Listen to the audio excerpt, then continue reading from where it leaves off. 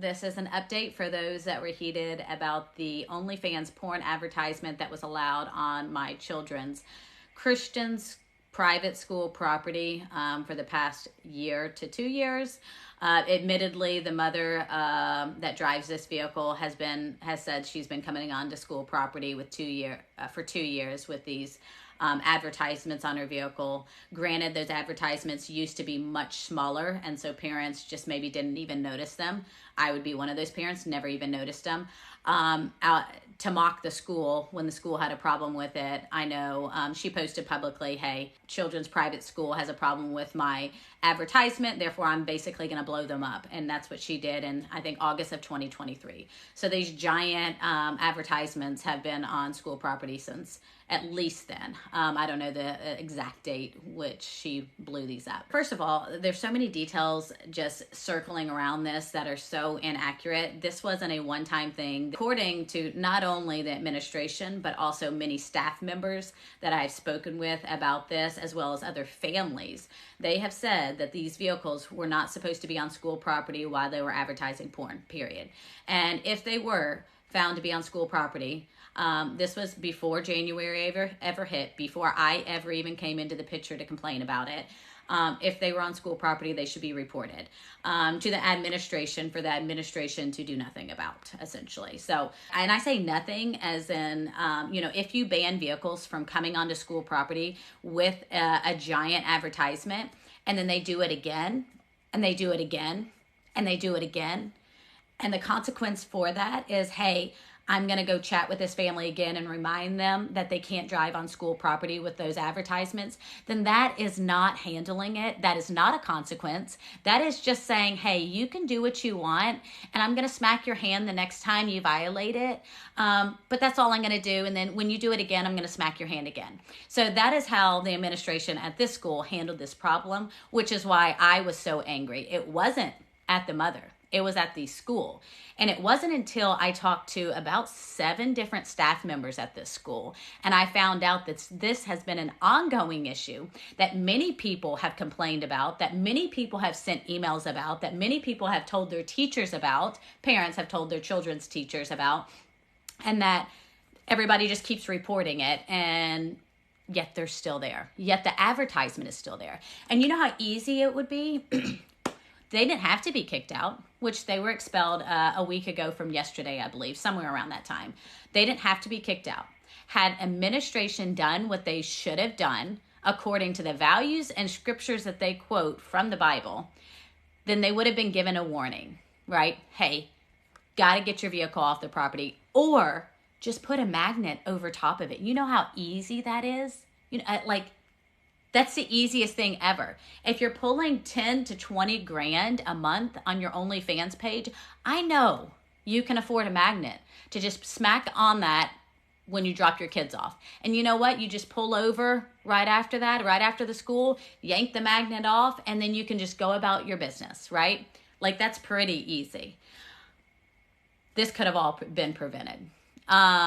Every single bit of it could have been prevented had leadership followed biblical practices on disciplining. There's always going to be haters. Like, why? Why does it matter? Well, I would say, if you were going to sell your house and someone put a contract on your house and they gave you a deposit and you were at closing and that person decided to violate that contract and not go forward with buying your house after you have everything set up, after you were banking on that, after you put your hope and trust in that, I think you too would not just be like, why does it even matter? Just let them do what they want to do. Absolutely not. You would not say that. So don't be an idiot, okay? This, like, everybody can do whatever they want crap. No, you can't. No, you can't.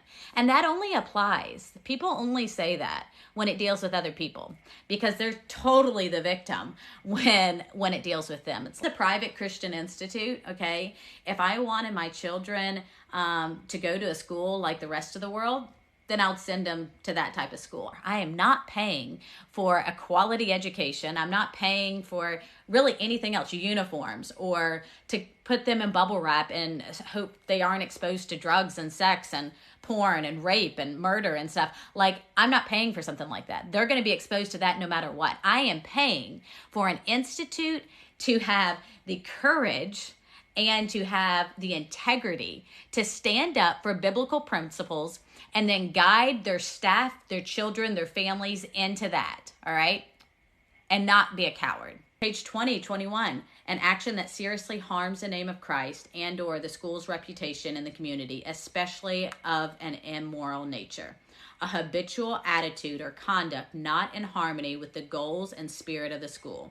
A parent or student causing unresolved disharmony and conflict with staff or other parents. So there you have it. I mean, so if these are some of our guidelines that our school operates in, then an action that seriously harms the name of Christ and or the school's reputation in the community, especially of an immoral nature. So why did the administration allow this to continue on for so long? Because that is an action that seriously harms the name of Christ and the school's reputation in the community, especially of an immoral nature. That's exactly what that is. Why did the school allow this to continue on? I don't know. But I know that goes against that. Causes disharmony and conflict with staff or other parents. Why did the school cause this disharmony? This disharmony would not have existed if the school would have taken proper action according to their own guidelines. The point of it is this action, this allowance of pornography to be advertised on school grounds was only seriously a harm to the school when it was exposed. That is the key part of all of this, because it has always seriously harmed the name of Christ, period. It didn't seriously harm the school's reputation in the community until I brought it up. It was always me against the school. It was never me against the other mother. I can't control people.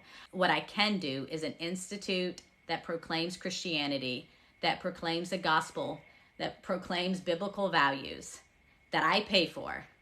I can hold them accountable. I can question them. I can have a problem with what they're doing. And I can try to enforce their own rules against them. That is what I can do. So the mom is irrelevant to me. Not that she's an irrelevant person. She's just irrelevant to me in this fight. She's going to be who she wants to be. That's why we have entities that enforce rules to make sure people are allowed to be who they want to be in accordance to the rules that they have, or they can go somewhere else. All that to say, the school evidently was a little mad that I exposed everything, and now it's all over social media and the news stations and blah, blah, blah, blah, blah. Therefore, your family's enrollment with blank is terminated effective immediately. So we haven't ever been in trouble at the school. There is no warning for me, right? Although the porn mom, there's multiple warnings. First offense against a school, terminated effective immediately. Why is that?